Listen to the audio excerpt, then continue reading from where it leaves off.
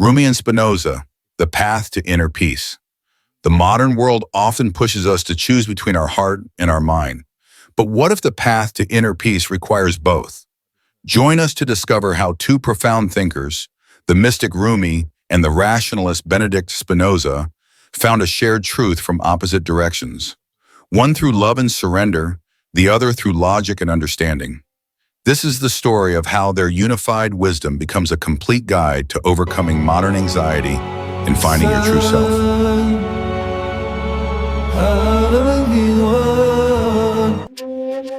All these words, they feel like hollow echoes. I study the truth, but my heart remains a hollow drum. My mind is full, yet my soul is empty.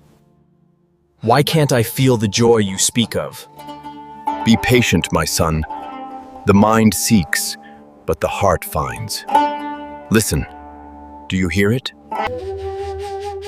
Hear what, master? I hear the sound of a flute. It is beautiful, but sad. A flute separated from its home. It sings of the pain of being cut from the reed bed where it was born. Its pain is what gives it voice? Is that what gives our sorrow its voice? The flute laments its separation. We are a part of the divine, separated by this earthly form. So our sadness is a longing for God, for that oneness you speak of? It is the voice of our deepest love, yearning for unity. The intellect builds walls, but love breaks them down. Your task is not to seek for love, but to find all the barriers within yourself that you have built against it. But I have sought wisdom through books. Is that not enough? That is the nafs, the ego, building a fortress of knowledge. You are the worm in the apple, unaware of the tree and the gardener. Annihilation of the self, it sounds like destruction, like nothingness. It is not destruction. It is the ego being burned to ashes by the fire of love. To transcend myself and get closer to God? Wise sorrows are the path to happiness. They alleviate daily sorrows and bring clarity to the soul. So suffering is not a punishment? It is a blessing? The beloved is not to be found, for the beloved is the very one who seeks. Your true wealth lies within. The source is inside me. I must know myself to know God.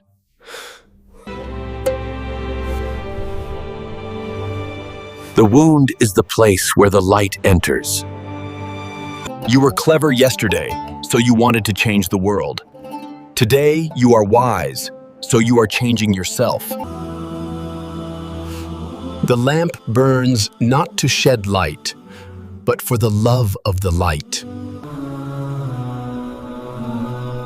The world is not the problem. I am. Indeed.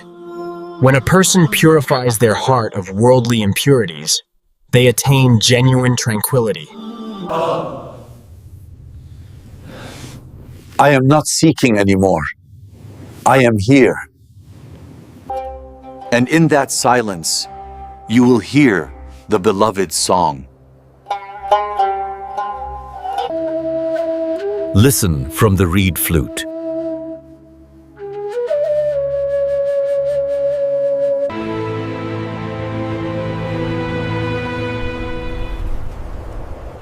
I would love to know.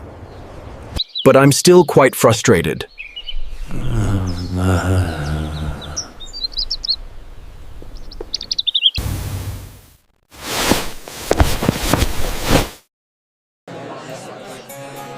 The world is full of chaos, fear, uncertainty, and constant battle for a life I cannot control. I feel like a slave to my own hopes and fears, to a future I cannot grasp. You call it a battle, but it is an illusion. Your freedom is merely your ignorance of the causes that move you. Ignorance? But I chose to come here. I am a free man. You believe you are free because you are aware of your action, not of its countless external causes. All things, including your thoughts, are determined. God, or nature, is a single substance. The universe and all within it is one and the same. It is not a king on a throne. The lens, the table, the patrons, they are but modes of this single, infinite substance. So, God is the universe itself? Not an external creator? He does not act from free will, but from the same necessity from which he exists. The universe is a system of necessary laws. So, my fear is also determined? I am simply a slave to my emotions? You are not a slave to the emotion, but to your ignorance of its cause. Emotions are passions. You cannot overcome a passion with will, only with a stronger emotion. The strongest emotion is understanding. When you gain a clear idea of a passion, you no longer suffer passively from it. This is what you mean by freedom? To know the laws and act in accordance with them? True freedom is self-mastery, the unconstrained power that arises from our striving to persevere in our being. There is a joy that arises from this understanding, a joy that is eternal. This is the amor Dei intellectualis, the intellectual love of God. Love for a determined universe? He who loves God cannot strive that God should love him in return. This love is unreciprocated, and in this unconditionality lies its power.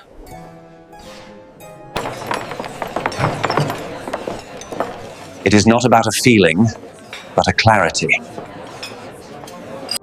Joy is an increase in our power to act, and there is no greater power than understanding all things as they truly are.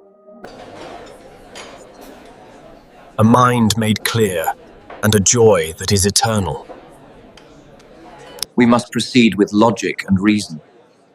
But what if that is not enough?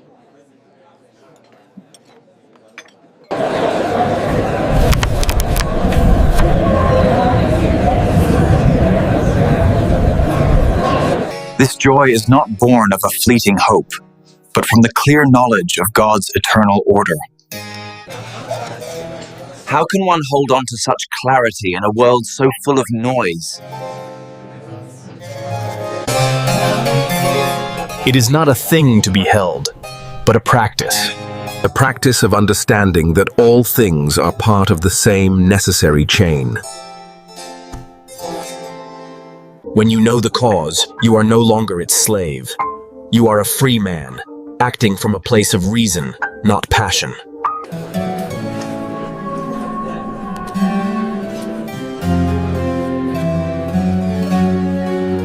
The journey of self-discovery and personal growth. The search for identity is a central crisis of the modern age. Rumi and Spinoza present two complementary stages of this journey. Rumi's path is one of annihilation.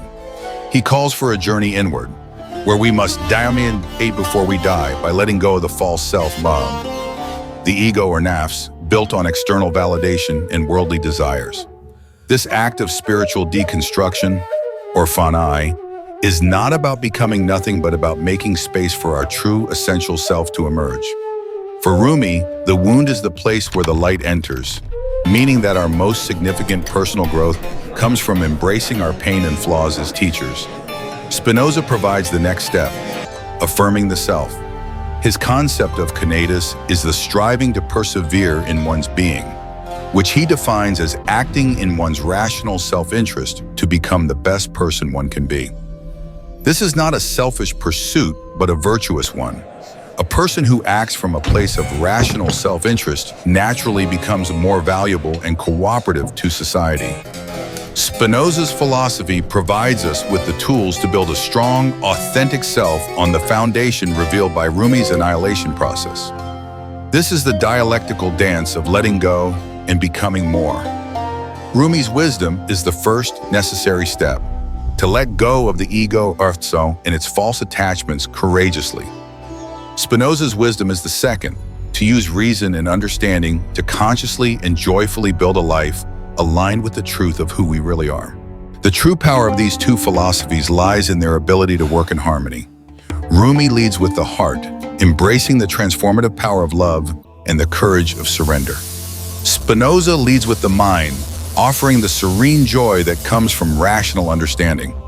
One shows us the what, the single unified reality that we are all a part of. The other shows us the how, the methodical path to live a life of joy and purpose within that reality.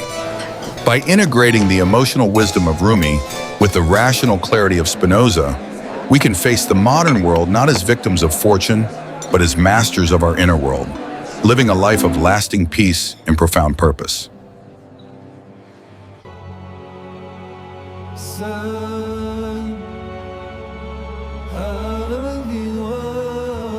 If this video touched your heart, subscribe. It's inspired by the timeless wisdom in the 7-book Rumi collection by Dr. Farid Mostaman. Whether you seek healing, love, clarity, or growth, these teachings will guide you inward to the truth of who you are.